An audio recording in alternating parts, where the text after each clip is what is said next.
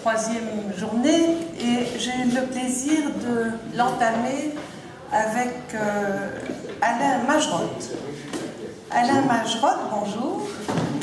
Vous nous venez d'où, Alain Magerotte? Je viens de Berthum-Sainte-Agathe. Ah oui, ça voilà, parce qu'il y a des Bruxellois, il y a des gens qui viennent de Wallonie, de Flandre, voilà, il y a des personnes qui viennent de partout, mais nous avons effectivement quelques Bruxellois. Alors Alain Magerotte, vous n'êtes pas un débutant, vous avez déjà écrit une série de livres. 6 au total. Voilà, 6, ça commence à compter, si je puis dire. Ça devient intéressant. Oui, oui. Et vos livres sont édités chez Chloé Lélis. C'est cela. Alors en réalité, ce sont davantage des nouvelles. Ce sont des nouvelles. Et qui sont éditées d'une manière assez particulière, parce que souvent, quand on voit les livres, ils sont très denses et parfois, quand on est un peu fatigué, c'est un peu difficile de continuer à les lire. Mais ici, il y a de grands interlignes entre chaque livre. C'est aéré. C'est très aéré, j'imagine une volonté de l'éditeur ou c'est votre volonté à vous? Mais c'est comme j'envoie mon manuscrit et c'est comme ça qu'il sort. C'est comme ça qu'il sort. Oui. Voilà. Alors, je dois dire que je me suis beaucoup amusée à lire quelques-unes de vos nouvelles dans La part d'ombre.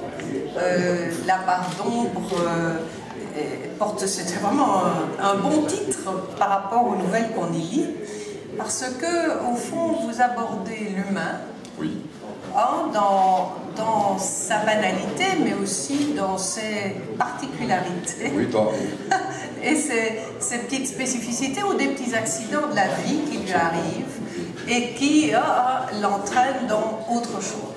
Absolument, oui, donc un petit peu aussi les zones d'ombre de chacun sont des personnages un petit peu perturbés et qui, suivant certaines circonstances, développent leur côté sombre un petit peu. Mais il y a à chaque fois un peu d'humour aussi. Ah oui, oui, oui, de l'humour, il y en a parce que... On les dramatise un petit peu avec l'humour. Oui, mais d'ailleurs, je n'ai pas senti que c'était dramatique du tout. Moi, je me suis beaucoup amusée, je vous le dis, mais peut-être toutes vos nouvelles, je ne les ai pas toutes lues, toutes vos nouvelles ne sont peut-être pas aussi drôles, je n'en sais rien. En général, je suis un peu sadique, j'aime bien malmener mes personnages, j'aime bien un petit peu les torturer, etc. Et puis, voilà. Mais on sent que vous êtes un peu sadique, ça se remarque. Alors, par exemple, il y a l'histoire d'une personne qui est, comme vous et moi, qui se rend au supermarché, en fait au Brico. Nous connaissons tous le Brico. Et il a quelques petits instruments, quelques outils à acheter. Oui, c'est ça. Et puis alors il constate qu'il a oublié son portefeuille. Mais alors, une sorte de rage qui le prend. Et alors il décide de ne pas rentrer bredouille et il se met à voler tout ce qu'il peut voler, comme le fils, comme les clous, etc. Rien que pour le plaisir. Et puis après, à partir de là, il est repéré par un des marchands, un des vendeurs du Brico. Et à partir de là, une sorte de paranoïa va s'installer en lui, il va croire qu'il est suivi, qu'il est poursuivi, etc. Et voilà. Et ça part comme ça. Alors il y a tout le trajet du personnage qui est complètement obsédé par... qui voit des ennemis partout, qui voit... Et puis voilà. Enfin, j'en raconte pas davantage si jamais c'est intéressant. Oui, mais ce n'est qu'une... donc on ne va rien dire pour les autres. Mais donc ce personnage, au fond, qui est un honnête homme, au départ... sombre dans une paranoïa... oui, alors il commet un vol, parce que c'est bien ça, un petit vol, oui, un vol qui vole à neuf, disait-on. Donc il vole quelques écrous, quelques vis et dans un bricot, et puis il s'en va, mais il voit qu'il a été remarqué, mais il n'en est pas tout à fait sûr, par un des surveillants du magasin. Et il réussit à sortir du magasin, il croit qu'on va lui courir derrière. C'est ça. Et puis finalement, il ne lui arrive rien du tout. Mais lui, il continue à être obsédé, sans doute parce que c'est un honnête. Oui, certainement, mais justement, en sortant du magasin, il constate que le surveillant téléphone et il croit qu'il avertit d'autres surveillants qui sont un petit peu cachés partout en ville et que la traque va commencer, qu'il va être poursuivi, qu'il va être, je ne sais pas moi, agressé, etc. Et enfin, il se fait tout un cinéma et pour finir, il lui arrive rien. Voilà, il fait tout un cinéma, il lui arrive rien du tout. Et puis c'est curieux parce qu'il retourne après dans son bricot, parce qu'il ne parvient plus à vivre de cette manière, parce qu'il est terré chez lui, parce qu'il est terrifié de ce qu'il a fait et surtout de ce qui va lui arriver.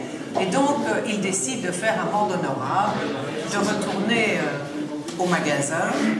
Et là, au fond, il se rend compte qu'il avait parfaitement été vu, que le surveillant du magasin savait très bien qu'il avait volé. Et quand il le voit revenir, il l'accueille avec un petit sourire et il dit « Oui, c'est une méthode psychologique qui marque assez bien. On fait sentir à la personne qu'elle est remarquée. Et puis, dans un certain nombre de cas, elle revient et ça monte. Et le surveillant du magasin est tellement content de lui que alors notre homme, lui, est fou furieux. Oui, il faut oui. Il est fou furieux. Alors il y a un autre aspect, puisqu'il est paranoïaque, donc un autre aspect de la paranoïa, c'est que il est vexé et il a l'intention de récidiver, de faire quelque chose d'encore plus grand, de plus fort par après. Voilà, et donc on est reparti probablement dans une spirale étonnante. Il n'y aura pas de paranoïa de préciser. Non, alors c'est terminé. Après on passe à d'autres nouvelles. Il y en a une autre qui est très amusante aussi sur l'éthique. Oui, l'éthique et les tocs. On sait bien que beaucoup de personnes sont atteintes de tics ou de tocs et on a tous quelque part des petites manies, des choses qu'on vérifie 2-3 fois au lieu d'une. Enfin bon. Et ici, vous décrivez vraiment l'emploi du temps de quelqu'un qui est atteint d'un tic. Alors, ce qui est marrant, c'est que lui, il est plein de tics et de tocs, et alors il raconte l'histoire d'un personnage qui est plein de tics et de tocs, et pour finir, son personnage et lui font pratiquement plus qu'un. Voilà, exactement. Il se retrouve tout à fait dans son personnage, en fait, il est aussi malade que le personnage qui est. Voilà, donc tout ça est très drôle et il y en a d'autres, il y en a de plus sombres, hein, de nettement plus sombres, mais ça se lit très rapidement, très facilement et en fait c'est un très agréable passe-temps que de découvrir Alain Majotte. D'ailleurs en vous lisant, je me suis dit tiens c'est marrant, ça me rappelle le style de Bob Boutique. Parce que lui aussi avait publié un recueil de nouvelles, il avait été interviewé ici l'année dernière, et c'était la même chose, c'était des gens qui ont une vie, je dirais, normale, banale, et puis subitement, quelque chose se passe et hop, ça tourne, et ça devient plus banal. C'est pas la première fois qu'on parle d'ailleurs, il n'y a aucune compétition entre nous, je tiens à le préciser. Non, si vous édite, c'est qu'il considère qu'il n'y a pas de compétition. D'ailleurs, la règle, le principe de la maison d'édition Chloé Délices est de ne pas en avoir et de laisser la liberté totale à ses auteurs. Absolument. Eh bien, bon vent Alain Majotte. Merci beaucoup, madame.